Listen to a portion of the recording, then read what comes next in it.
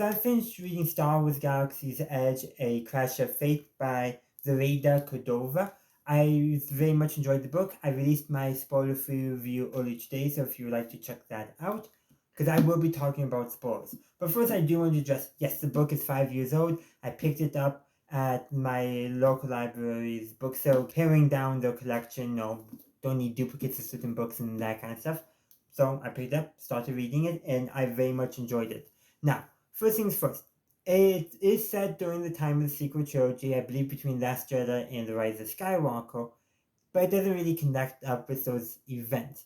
It just alludes to the goings on between the First Order and the Resistance. And though if you read Star Wars Galaxy's Edge, Black Spire Outpost, I believe it was, which is actually some of a sequel to Star Wars Phasma, both which I believe I have my review somewhere out on my channel. You can just watch through my book review playlist to find them. But this book is set, I think, around that same time as Black Spire Outpost. And so I was expecting just a little hint that, those characters are in the distance. Didn't happen, but I was kind of hoping, and I'm kind of disappointed it didn't happen. But I think the main goal of this was more to connect to Disney World, Disneyland, Galaxy's Edge, the amusement park. Why? Because they need to. Oh, not need to, because they want to. They want to promote it.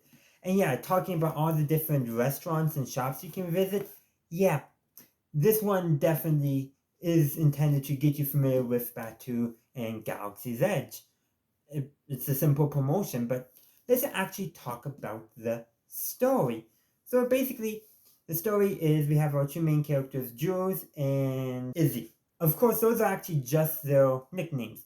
Izzy's real name is Izal Garsea, and Jules' real name is Julen Rakab. Those are our main characters, and at the start in the prologue, they're separated. Izzy's family leaves Batuu while Jules stays on Batuu with his family, and even though he's had opportunities to leave Batuu, he never takes them. And the story implies that it's because he's still waiting for Izzy to return. Well, Izzy, her first promise she ever broke was her returning to Batuu. She actually eventually does, but it's only by happenstance, not out of choice. And there's actually some great character development. For both characters. Jules, realizing, to take the chances he is given, and Izzy being there is a new chance for him. And Jules, her chances, letting someone into her life again because, she lost both her parents in some kind of accident. Her mother was either a smuggler or bounty hunter, some combination of the two. It's not quite clear. Izzy definitely grows up thinking her mother was a smuggler at the very least, and her father was more constantly there for her. But the story is basically them meeting back up because Izzy is hired to deliver a package to a Batuu resident, Doc. I forget his actual name, and then everything that follows from there. But basically, the thing going on is they're falling in love. They're rekindling their childhood friendship, which turns into probably was a childhood crush, but definitely turns into an actual romance by the end of the novel. And together they're going to be flying their own ships because Jules gets himself his own ship, like he had been talking about way back in the prologue, so that's all connecting together. And he bought that at the spur of a moment, and partially because Izzy had returned. And all that is connected. I don't want to talk too much because you really should read it yourself.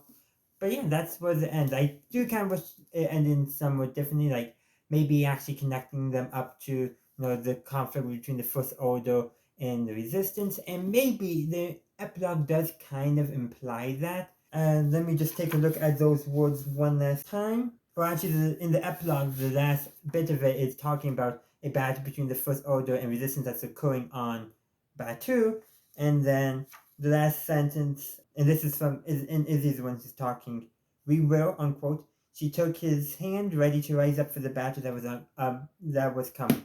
So that either means the battle in two ways. Either one, somehow they're going to be getting involved in that battle between the First Order and Resistance, which I think there is that possibility.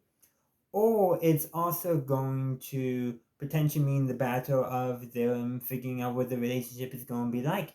It could easily be both ways. And given that this is actually a young adult novel, it probably does mean both ways. But one last thing I do want to address about the novel, going through every little bit will take too much, but there's two interactions with a character that I forget his name, I forget what story he's in, but a full sensitive boy on Batuu who has the ability of psychometry and is related to a Jedi. And he appears in that book. I'm pretty sure it's that character in here. I'm pretty sure it's that character. I just can't remember his name or anything about his story because I don't think I actually read his story, so that's something I probably should do. But that's where I'm going to leave you. I would love to hear your thoughts on A Crash of Fate in the comment section down below. Thank you for watching my video. I do hope you enjoyed it. If you did, please be sure to give this video a like and share.